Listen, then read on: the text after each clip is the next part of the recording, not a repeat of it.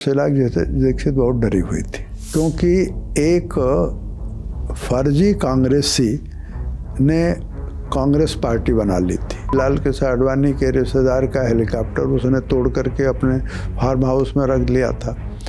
तमाम 600-700 बिल्डिंग पर उसने कब्जा कर रखा था दिल्ली में और उसके खिलाफ केस बहुत थे, लेकिन पुलिस हाथ नहीं लगाती थी।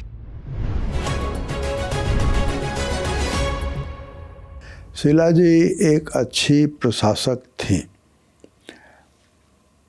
कांग्रेस और बीजेपी दोनों की सरकारों के से उनका तालमेल था और जो उस समय के कैबिनेट सेक्रेटरी थे, जो आजकल कॉलम वगैरह भी लिखते हैं, चंद्रशेखर, तो उन्होंने भी ये लिखा है कि शीला जी यानी बीजेपी की सरकार थी तब भी उनको दिल्ली के कामों में, दिल्ली के विकास के कार्यों में उनको कोई अड़चन नहीं आई, क्योंकि वो उसको पॉलिटिकल इशू नहीं बनाती थी। विकास का काम विकास के पद्धति से वो करवाती थी और हो जाता था।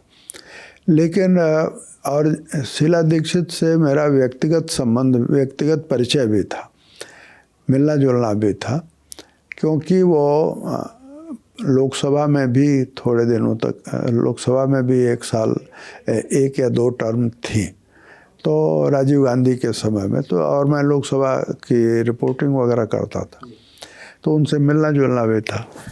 दूसरी बात मैं आपको ये बताता हूँ कि जब शीला दीक्षित को कांग्रेस ने अपना चेहरा बनाया 98 के चुनाव में, तो शीला दीक्षित बहुत डरी हुई थी।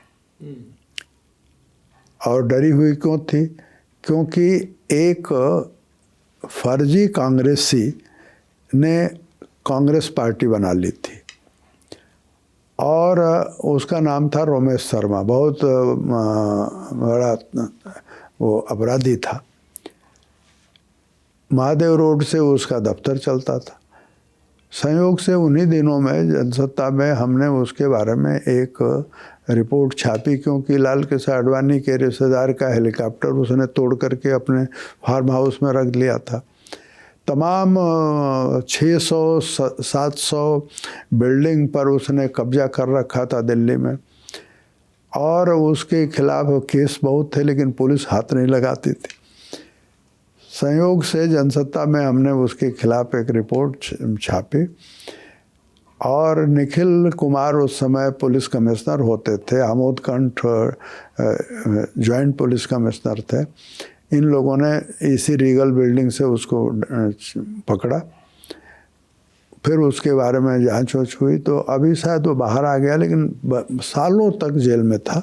अच्छा, अपनी तो उस खबर के कारण शीला दीक्षित हमारे पास आई।